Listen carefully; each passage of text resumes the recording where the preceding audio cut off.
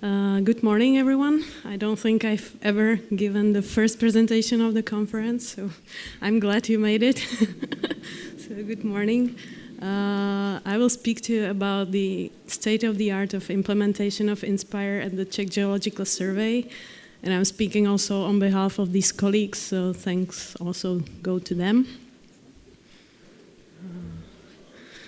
This is the presentation outline. I will speak a little bit about Czech Geological Survey and our relationship to INSPIRE, about the INSPIRE themes that are relevant to our data that we are administering, about the state of the art of the harmonization, and our development of our own atom feed services. Czech Geological Survey has been gathering data for almost 100 years. We will celebrate our 100-year anniversary next year. So you can imagine that we already have quite a lot of data. Our first databases, for example, the borehole database, was created as early as in the 1970s. And the specialized division of informatics was established in 2001. Regarding the INSPIRE directive, we are the legally mandated organization on behalf of the Czech government for the INSPIRE themes of geology, soil, natural risk zones, mineral resources, and energy resources. That means it's like the thematic cluster of earth science. This is just a summary of our implementation steps. I guess you all have it similar. You first have to analyze what data you have available. You have to map the current structures to the INSPIRE required structures, which in our case includes either simple transformations of data, for example, attribute transfers or something like that, or more complex changes, which means transformations, aggregations, additions of new fields, and things like that. And the last point is the provision of web services for harmonized data. For us, we were more focused on the download services this year. We've tested some available solutions, but we have come to the conclusion that we have to develop our own because there wasn't very satisfying results of the testing, and I'll come to that a little bit later. This is the summary of the state of the art of harmonization of the INSPIRE themes that are relevant for us. Regarding the geology theme, we are working on provision of the geological maps that cover the whole area of the Czech Republic. And we are now in the phase of mapping the code lists, our code list to INSPIRE code list, which is probably the most challenging task for us. And we will be working on the borehole survey data next year. The special focus in the last years was given to geophysical data in the framework of the Czech Geo project, which is mentioned on the right side.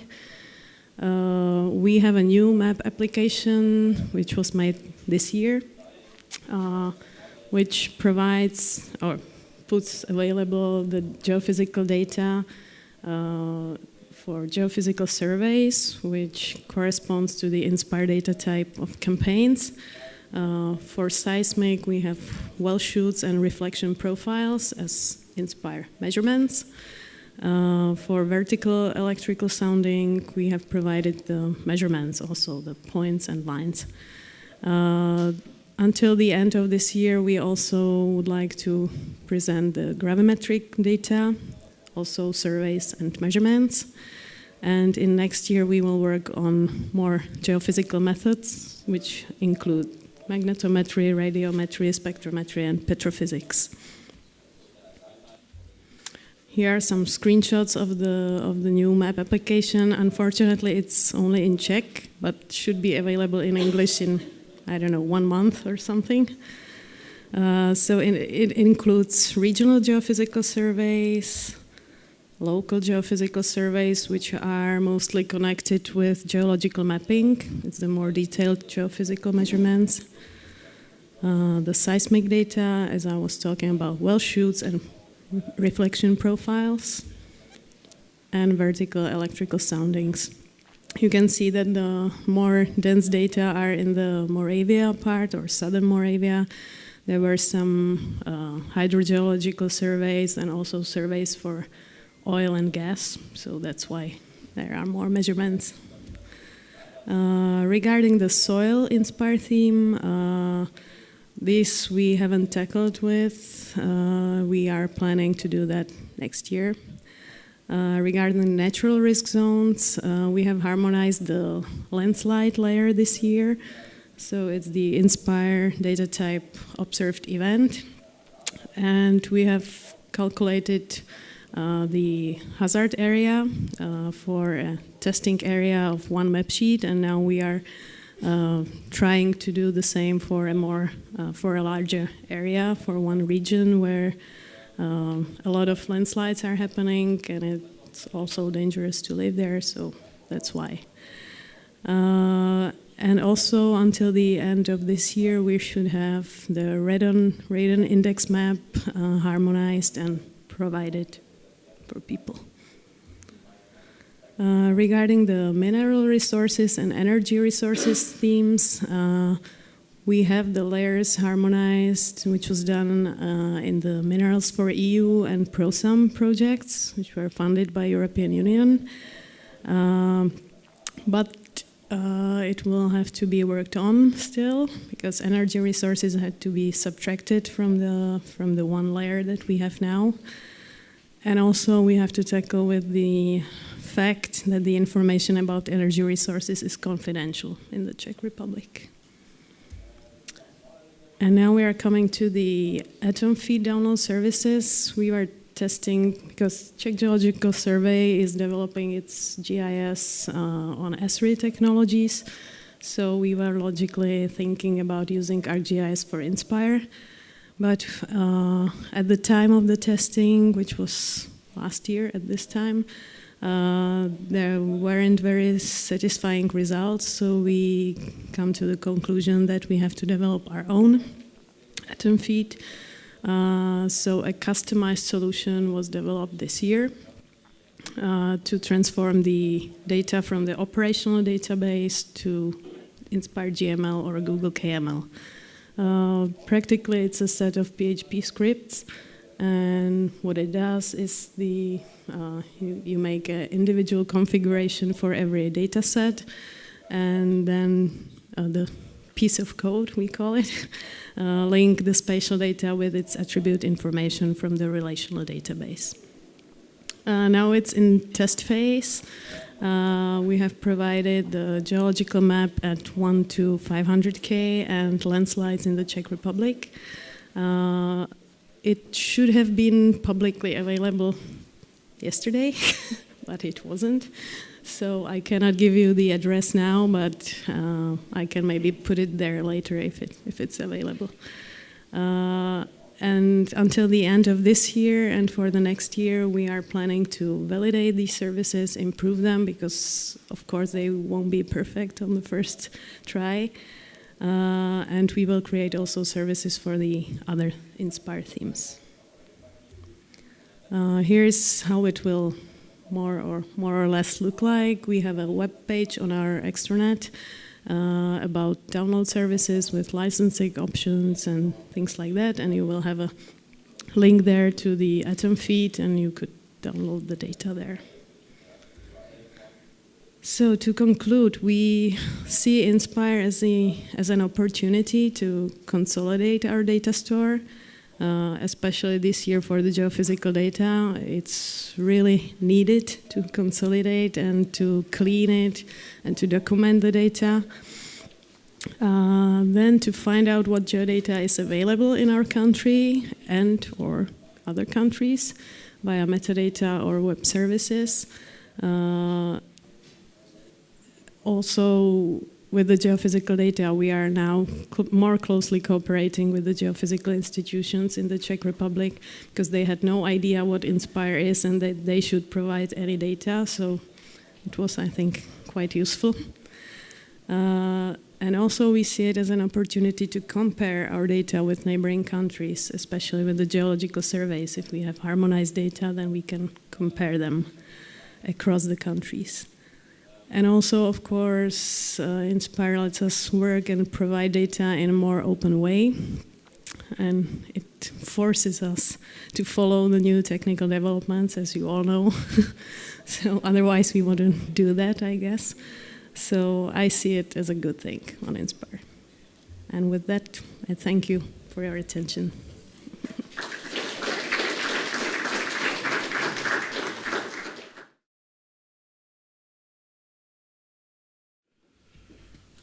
So the topic of this presentation is a possible implementation of the only once principle. Last year, we started a process to improving the coordination between the national Inspire implementation and the government policies about the data, and we presented this at the Inspire conference in Strasbourg. This is the overall scenario, and here our attention is focused on the management of catalogs.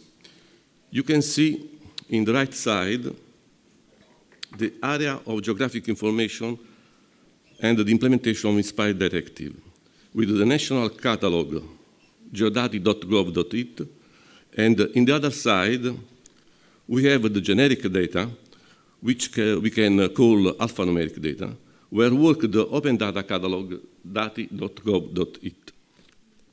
Now, let's focus on the two tools that we believe are very useful for coordination objectives for the conceptual integration of the catalogs. I present what we are doing for the concrete implementation of the Geodicat application profile, defined in the context of ISA program for describing geospatial dataset series, and services. Later, my colleague will tell you about the registry components. The Agency for Digital Italy is in charge of the management of the two national catalogs for spatial data and for open data. The Italian metadata profile for spatial data includes some extension both to Inspire profile and the ISO 19115 core. The metadata profile for open data is an extension of data catalog application profile. Obviously, the two profiles show relevant difference. So, we have an overlap problem when we work with open geospatial data. It is possible that some data are documented only on Geodata catalog. This is a problem for open data management.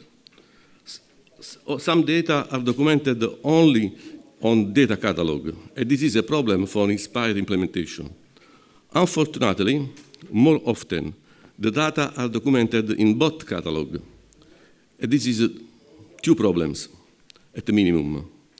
It is not a solution. Currently, when Italian public administration document data in both catalog, we have a double burden, a misalignment between the metadata published in the two catalog and the information not updated.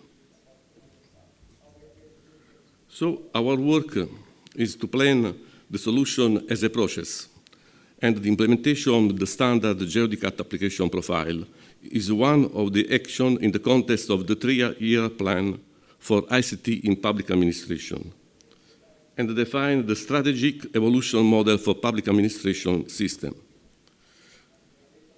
Here you can see the overall picture with the various components. In this context, we have intangible infrastructure that identifies the macro group of public administration data for the enhancement of national public sector information to improve interoperability of data and services, including spatial one. In this area, we have the base registers, among which the National Catalog for Spatial Data, with the specific action for linking it with the Open Data Portal. So, we have defined and adopted at the end of the last year the national guidelines for the implementation of the Geodicat application profile standard to take into account the Italian extension and also define some rules at the organizational level for public administration. In the guidelines are defined 3 essential elements, 2 requirements and 1 recommendation. The requirement number 1, open spatial data must be only documented in the National Catalog for Spatial Data, geodati.gov.it. Requirement number 2, access to open spatial data is enabled and provided also in the National Open Data Portal through the Geological application profile Italian extension. And a recommendation, the national approach to be adopted even for public administration local catalogs. For this year, we planned the implementation of the Geological application profile. In particular, we are working to extend the XSLT script already defined in Europe to transform the records of metadata in standard ISO into Geological API standard, also taking into account the Italian extension, obviously. The second is to implement the Geological API endpoint, both CSW-based and REST-based, to query metadata in Geological API format in the National Catalog for Spatial Data. And at the end, to implement Harvester or Viewer to enable and provide access to open spatial data also in the National Catalog for Open Data. Here we can see the overall schema that we are working for the implementation. It's based on Geological application profile endpoint. The endpoint can be activated either directly or through a data catalog. In data catalog application profile Italian extension. In any case, can be used a service in CSW or REST standard. It is possible to provide other parameters, for example, the output format, etc. The endpoint addresses the request to the Geodati catalog and receive the response in XML or JSON standard. At this point, the response is transformed through the XSLT scripts in CSW and REST services, always in compliance with the Geological application profile extension, Italian extension specification. The final output is requested format will be available to the user directly or harvested by the Open Data Portal. So what are the topic, the open issue in this moment? At the national level, the question can be how to find open data in Geodata National Catalog. Open data resources not easily identifiable, mainly due to the license not clearly documented, for example, by an URI. A possible solution can be to add the keyword open data in the metadata to identify them. At the local level, how to distinguish spatial data from other type of data in local catalogs. Indeed, spatial data resource not easily identifiable in the context of data catalog application profile. In this case, a possible solution can be to add a keyword spatial data in data catalog application profile metadata to identify them. So this is the state of play for the application of standard Geological API in Italy and will be available in the next weeks. Stay tuned on geodati.gov.it for information. Sorry for my English, for my pronunciation.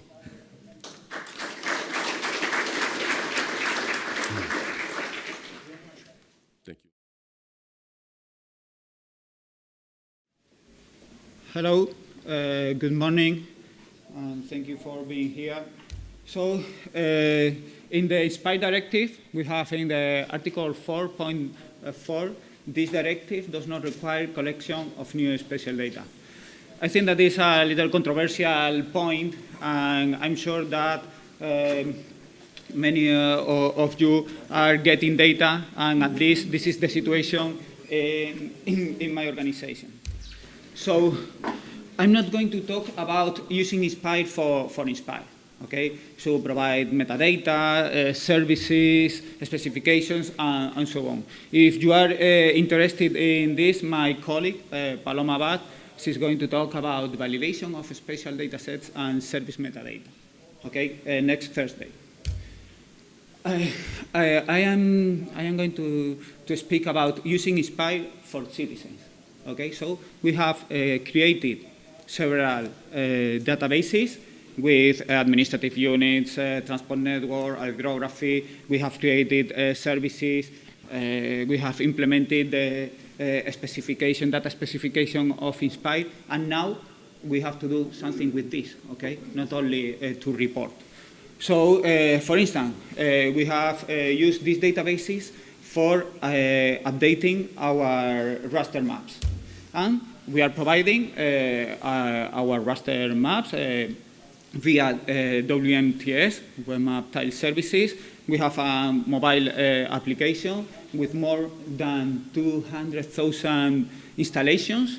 And we are providing, last month, in August, around 800 million of tiles with our services.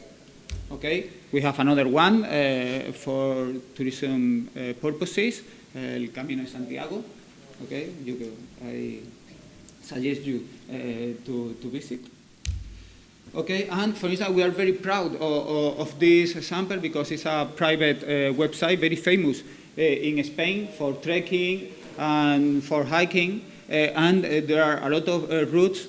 1 year ago, they were using Google Maps, but now they have decided to use our maps by default. Okay, our information in the countryside is better than Google Maps information. Okay, a second product is our digital maps. Okay, so we have pursued our Ministry of Public Works to don't use Google Maps in their viewers, in their map viewers, and to use our services for roads or for urban planning, for different points of interest.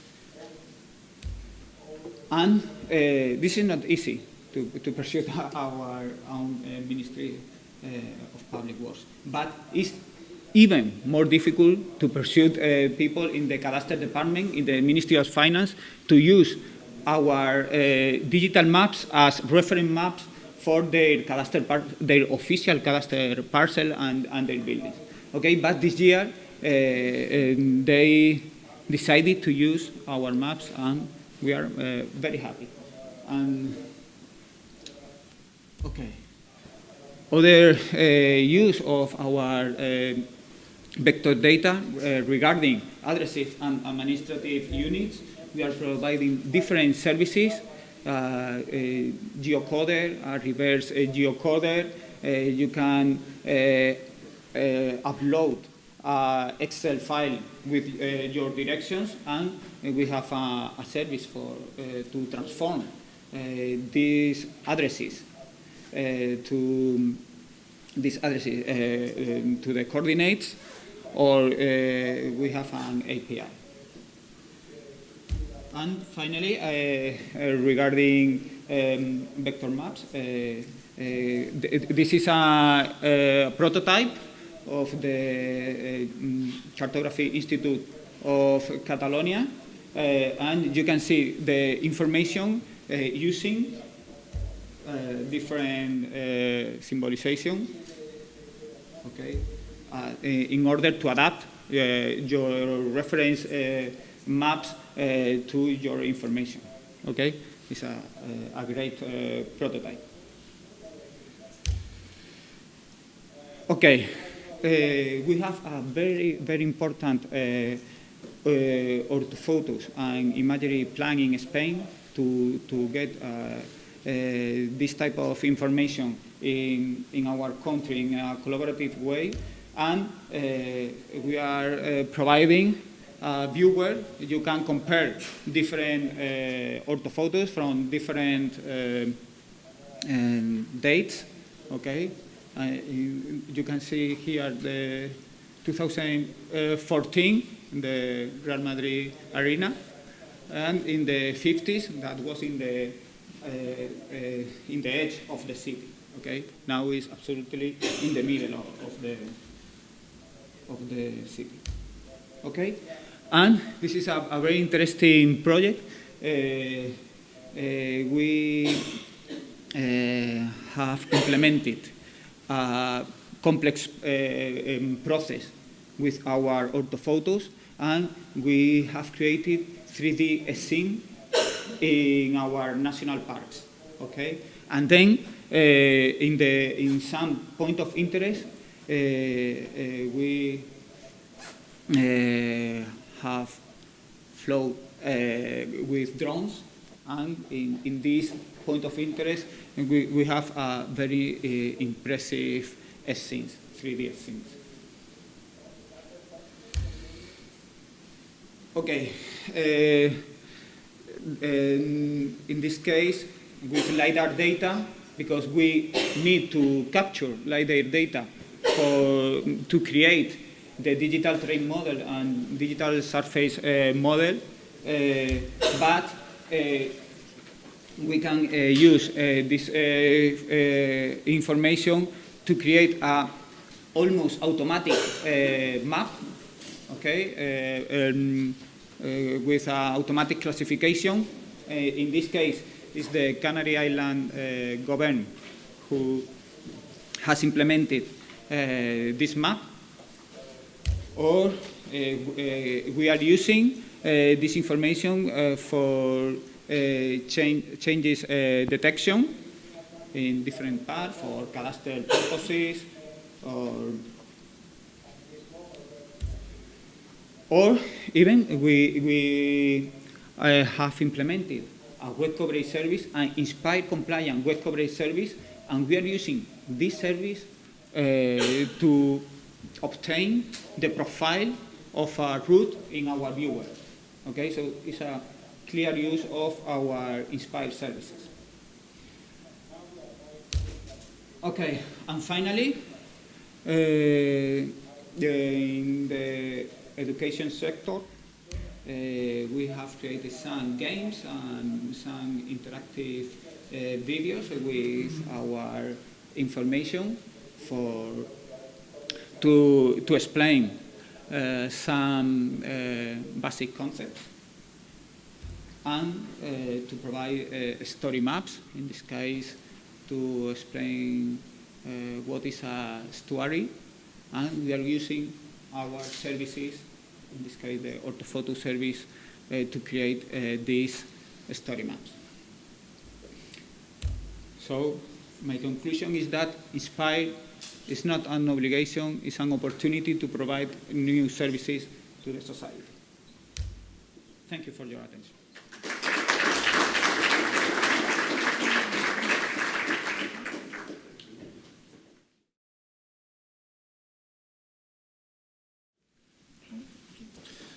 Hello, I'm Maud van den Berg. I work for Bij 12, which is an organization created by the provinces, and we manage the application for INSPIRE for the provinces. I'm going to tell something about our first implementation, which happened back in 2011. The provinces, the 12 provinces of the Netherlands, decided that there should be one system. It's called the CDS. In 2011, it was only Annex 1, which the team protected sites, and this implementation was a huge success. Later, we also added Annex 3, and it was like 5 or 6 more teams. The system became a lot bigger, and also the system was very useful, so we decided to use it for some more applications that were used for the provinces. After all, this was maybe not the best idea because the system wasn't built for that. It was not a flexible system, and well, what the provinces wanted, that was a flexible system, and we did not create that, and so to make these upgrades for Annex 3 and for all the applications that were using this system, it was too costly, and they all had to wait for each other when they made an upgrade to the system. And that was so inefficient that we decided as professors that this was not longer the system we wanted, so we declared it end of life. So we decided we needed a change. The system was not flexible, it was not efficient, and it was too costly because, well, it was, no, doesn't matter. Also, we were not publishing data, but also it was a whole infrastructure behind it, and I think we were all a little bit too early with this system, which we were exploring as first in Europe with such kind of system, and that gave us what we call in Dutch de wet van de remmende voorsprong. So we had a negative impact by our head start. So we were very far ahead, but later, after 5-6 years, in 2017, 2016, we were far back behind other things with our system. So we needed change, and we were going from a rigid, static Inspire implementation to a flexible system that can adapt easily to changing needs, applications, and environments.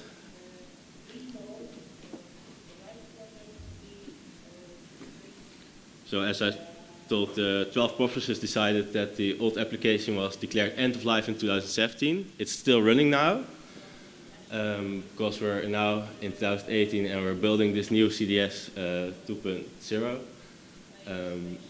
We are building, I forgot to tell, but the first CDS was a custom-made system, and the new CDS is going to be more modular.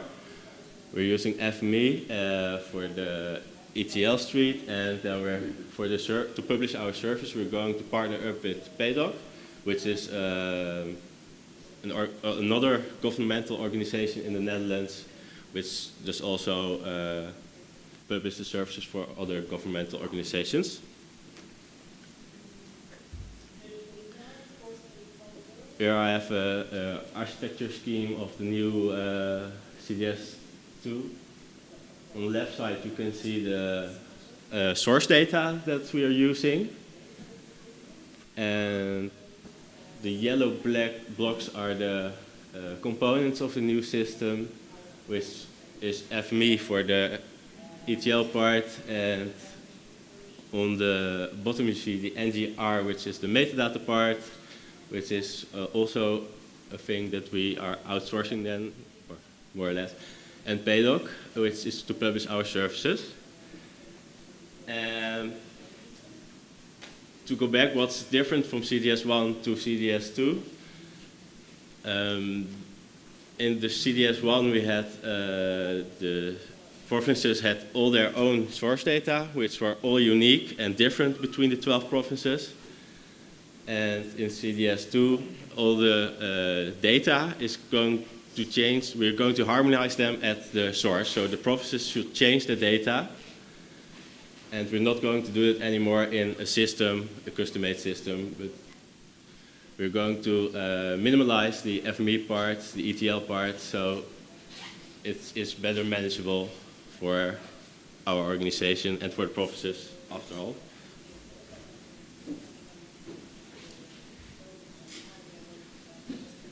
So our message, if you desire to have a flexible and dynamic system, you should create an infrastructure that is able to support that, and that's what we decided our system wasn't anymore. So the CDS 1.0 is end of life.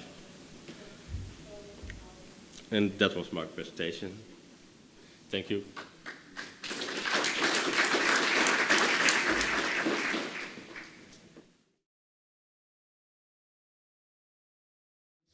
Yeah. Okay, unfortunately we cannot start the movie, but we have a stand here by the entrance here of the conference, and of course you can see the movie there, so I will invite you to come there. Well, PDOK is the distribution platform for geoinformation from the Netherlands.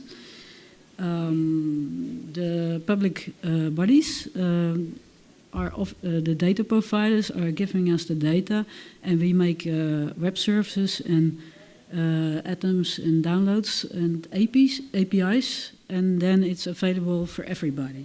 But I show you that in this presentation how it works. Well, the origin of PDOK is that we started to fulfill the INSPIRE obligations. It's all open data, so we fulfill the policy for open data in the Netherlands. We also see that there is a very growing demand for geoinformation, and we try to work very efficiently and make it reliable and for less costs. So that's our what we're trying to read. Then the governance of PDOK, we are working with 5 partners. It are governmental parties and the cadastral, where I'm working for, is the executive partner. This is a picture of how PDOK works. On the right you can see the data sets the data providers are delivering to us. PDOK makes web services for that, and downloads and APIs. And we make the metadata for the services. The data provider makes the metadata for the datasets. And we are also delivering that for INSPIRE, but also for the users in the Netherlands. And then you have developers or designers who make their an application or an API for the telephone. They can use all the data for that. I give you now a few facts. It is a central platform in the Netherlands, and it are datasets who are provided by the government to organizations. Well, as I told you, we distribute that as web services, and most of them have a high update frequency, and we are almost for 100% up running. The data providers are, of course, responsible for the content, and we are responsible for the web services and downloads. Here are some statistics. PDOK is existing for 5 years now, and we are growing very fast. You can see the number of hits. In 2017, we have 6.3 billion hits. And if you look at the increase of the datasets, we have grown from 99 to 136 now. We are open 24/7, so and our availability is 90.5%, so that's very high.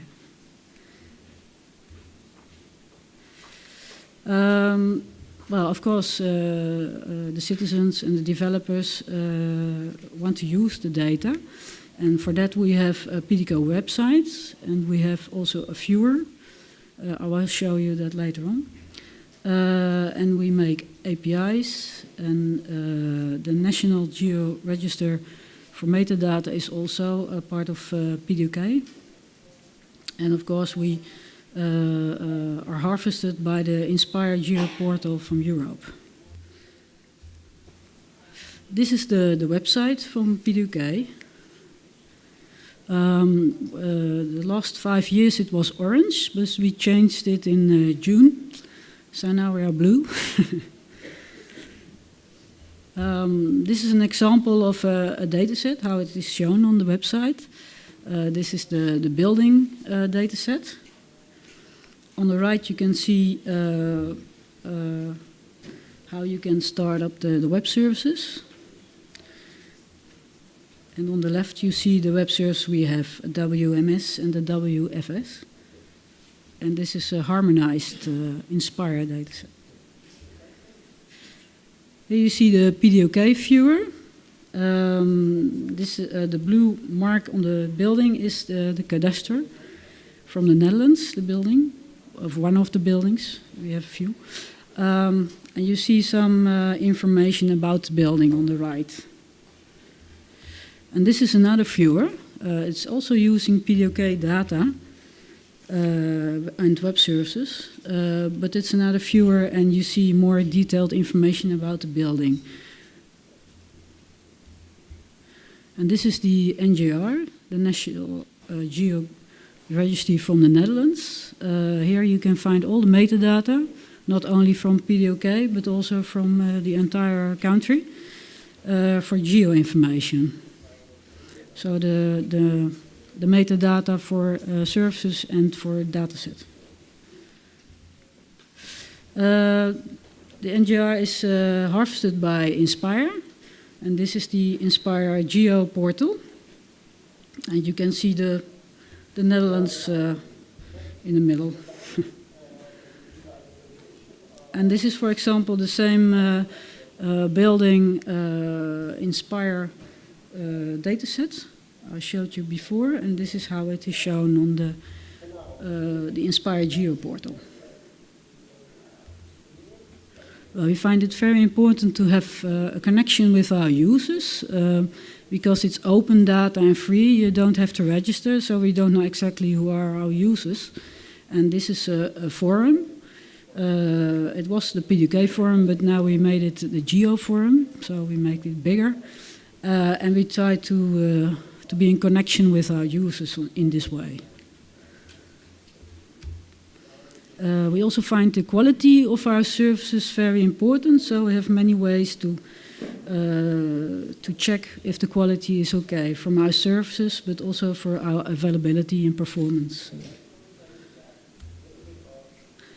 And we also are experimenting with linked data. We have a lab environment for that. You can see here a search option. So we have search on gebouw, but that's the Dutch word for buildings. And you see all the hits, all the data sets who have a building in there, and are linked data, of course. And you see where it's where you can find it. And this is another part of the lab's environment. You see here with the red marker a combined data set from linked data. So it's building information and it's parcel information. So the land registry plots and the buildings are combined here, all with linked data. Well, unfortunately 10 minutes is very short, so I cannot tell you everything. We have to stand by the entry. And I will invite you to visit that. And I also have for you a handout. You can have it after this meeting. And I hope I will see you all on our stand. So, thank you for your attention.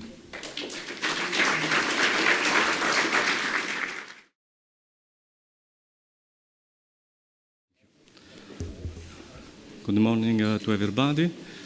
I'm Antonio Rotundo from Agency for Digital Italy, and with this presentation I'll give you an overview on our activity for the extension of Italian Registry to take into account and manage the cross-mapping of registers. My colleague in the presentation before talked about the implementation of Geological in Italy, underlying how that specification allows to make available the Inspire and ISO-core metadata in general data portals based on DKTP profile. For that purpose, since the two metadata profiles refer to different vocabularies, it was also necessary to define some alignments between the entries of those vocabularies. In the slide, you can see some example. At European level, many glossaries, registers, vocabularies, different terms to identify a similar resource are available. In the slide, the main collection of those resources are showed. And a vocabulary or a glossary or a register is a medium through which a community of interest formalize and share its language adopted and used in the community. The terminology used in a community depends on the context in which it is used. In the slide, you can see that the same term can identify different concepts in different official European documents, and different terms can identify the same concept. When different communities need to combine data stemming from differing terminology, an example can be the use of inspired data in initiatives or domain beyond the environment, and the combination of such data with other data coming different communities. The capacity to combine data depends also on a common understanding of the meanings and the terms and concepts shared in the community. In the SPIRE context, the procedure for the registration of items used in the infrastructure is based on the standard in the ISO standard 19135 that specify a registry as an information system for the maintenance of the registers, and the registers as a means to make available and to assign persistent and unique identifiers.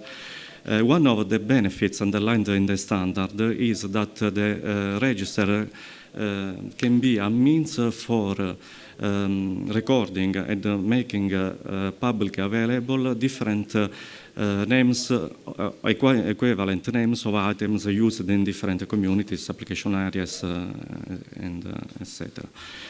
In Italy, we are applying this standard, and we implemented the Inspire Italia Registry, published in its official version some months ago. It is registered in the Inspire Federation. It is based on the registry software developed in the context of ARENA and ELISA actions under the ISA and ASA Square programs. The registry provides a central access point to a number of registers managed at national level. Currently, we have 8 registers, and the other 3 registers are planned to be published. Since my organization, AGD, is also responsible for the e-government policies, we needed to extend the scope of the registry to other domains beyond the Inspire domain. For that purpose, we started to apply the ISO standard 19146 that established a methodology to define a cross-mapping of the vocabularies. Concerning the methodology of the cross-mapping, the standard provides the rules on how to define a comparison between terms, concepts, providing a classification of a type of relationships. It is also important to define a domain for the operating register to understand what context we are referring to. Concerning the cross-mapping register, the standard specified to use a hierarchical register, including separate sub-register corresponding to reference register, to operating register, and to cross-map register. This is the result of the application of the standard in Italian registry. In the example shown in the slide, we refer to a cross-map register for the maintenance frequency, even this case needed for the implementation of a Geological AP in Italy. The reference register is the ISO maintenance frequency code list used in the metadata for spatial data, and the operating register is the frequency vocabulary published by the European Publication Office. In this case, we didn't completely apply the standard because we didn't publish the operating register already published by a European organization. In this regard, we can have 3 cases. The reference register is published in Italian registry and the operating register is external, or both reference and operating registers are published in Italian registry, or both reference and operating register are external. In such a case, only the cross-map register is published in the Italian registry. For each entry in the register provide the reference term, its URI, the operating term, its URI, its domain, its definition, and the specification of the relationship between terms and concepts based on the classification given in the ISO standard and published in Italian registry as 2 separate static registers.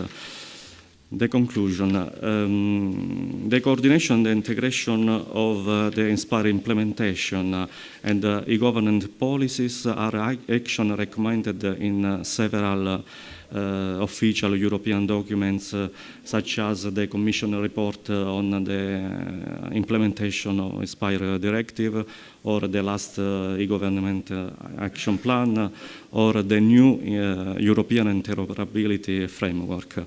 And this is a challenge for the next future. That coordination will require a common understanding of the processes and the terminology used in the different communities involved in that coordination and integration. And we think that the registry tool can be a good solution, even seeing the ongoing improvements developed by JRC, for a first step in the direction of that coordination. For this, we extended and we will further extend the scope of the registry to cover domain beyond INSPIRE domain and improve the cross-mapping of registers. Thank you for the attention.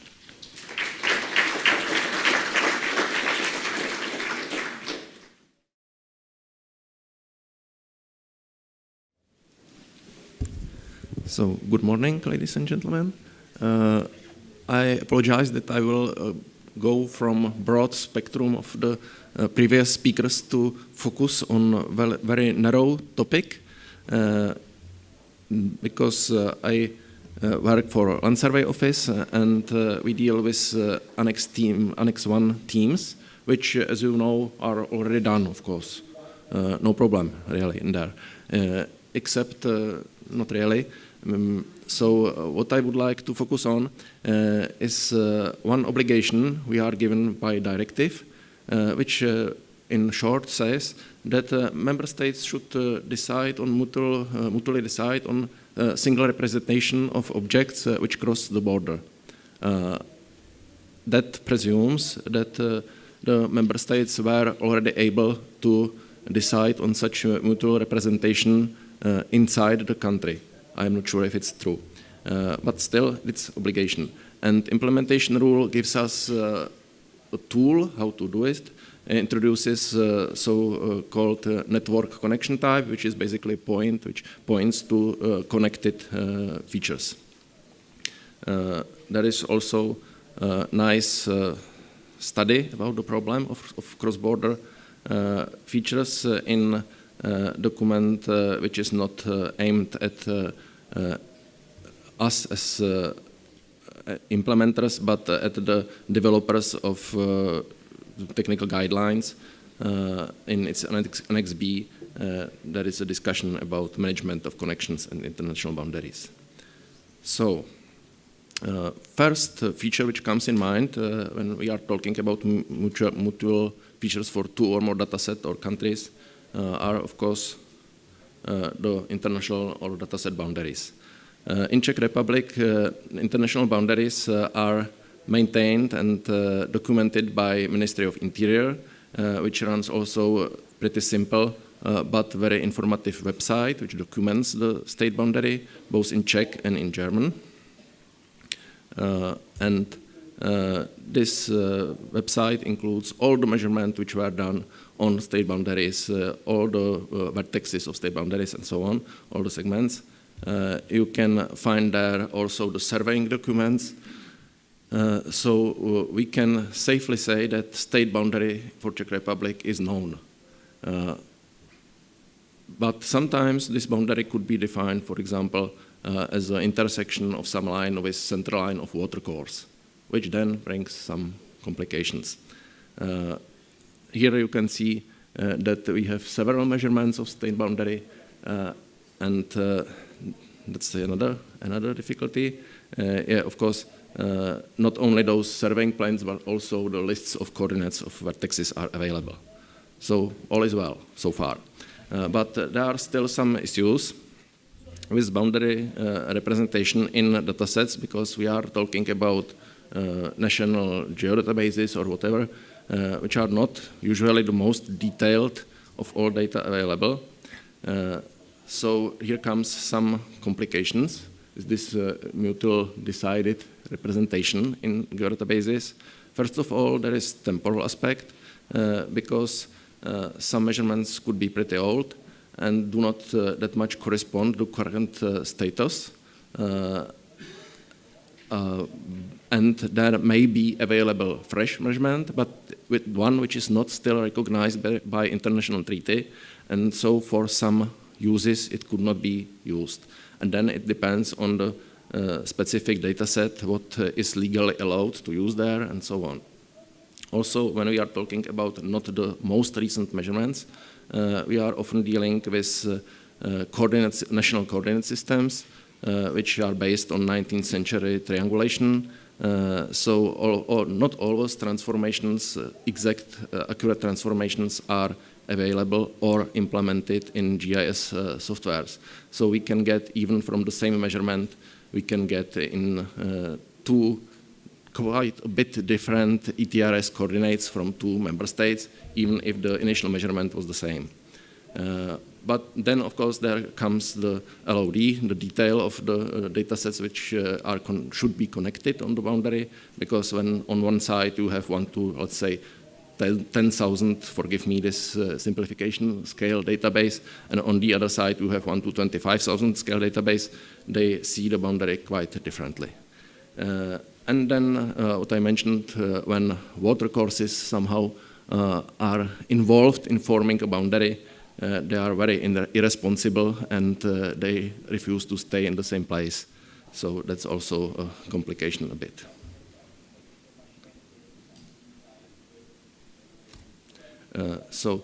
What we are doing to fulfill this obligation or requirement of directive, we started with our national database to connect and speak with neighbors in 2009 inside the EU project. It was in fact initiated by Leibniz Institute in Dresden.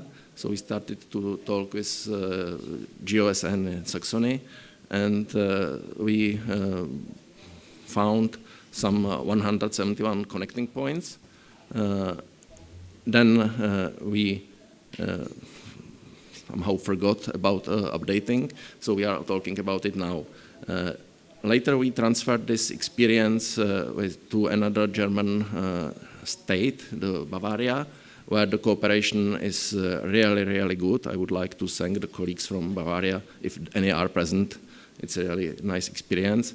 And also you can see that there is a lot of more points. We found some 600 points for connecting. This year we would like to finish this connection on Slovakian border. And we started to talk with Austria. With Poland, the situation is difficult because we started to talk several times, but probably due to changes in Poland geographical institutions, we always start fresh. So there is not really that much of a progress I would like to see. During this harmonization, we found out that the type of connection points which is given by implementation rule, there are just 3 types of connection points, is not enough for us. So we created some more extended list of connecting point types because we found it useful to even include points which are actually not connecting 2 features, but which are endpoint of some important feature going only from one side of the boundary, like inlet of the watercourse or whatever. Of course, most troubles we again have with the oscillating or of water bodies forming or close to state boundary, like this. Here you can see that between 2 updating periods, the water body which should form the state boundary shifted itself, and it's pretty hard to, it's not that hard to agree on common position of such watercourse, but it's pretty hard to maintain it in each updating process and in each publication of inspired data sets, which could be in different times from both sides of the boundary. So we just, how we solve it, we just pinned those segments of watercourses by their endpoints and leave it to individual partners to keep their own geometry between those endpoints. Similar situation I would like to discuss is when the watercourse is oscillating along the border, then we have 2 bad solutions. Either we keep all the watercourse in our data set, but then we are breaking the boundary of the data set or the country. Our inspired data set goes abroad, which is not acceptable. Or we break the network structure of the waters, which is also not very good, and we are relying on the neighbor that they will provide the segments which we deleted. So, in fact, we are applying both approaches. In national data set, we have full watercourse, even abroad, and in inspired data set, we cut it out and hope for the neighbors to fill in the gaps. We talk with neighbors using simple spreadsheets. We don't have to actually exchange the data, which is in some ways easier. But the main difficulty with this approach is so far, because it's not finished, we are not publishing these connecting points or spreadsheets or data type in Inspire form to public. So the users have slight problem because here you can see a view into the current Inspire GeoPortal and the number of data sets which are presented there for the team of hydrography or transport networks. And it's up to user to decide which data sets are connected to which, and he doesn't have enough information. Not only because we are not publishing it, but also even if we do publish it, the information about network connections is inside the data set. So first he has to download the data set to take a look if we are connected to whatever, which is not very useful, I think, for the user. And that brings me to the conclusion, because I have a proposal.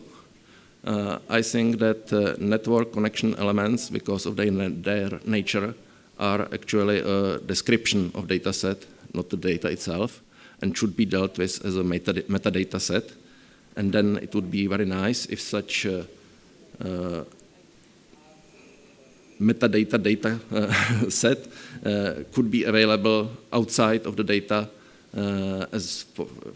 at best as open data for the users to decide if the data itself are useful for them or not. It would be possible to compare the two data sets with network connections from neighboring countries to see if they agreed on the connecting points, how much that those data sets overlap, and so how reliable really that connection is supposed to be. And that's the end of what I wanted to propose here today. Thank you.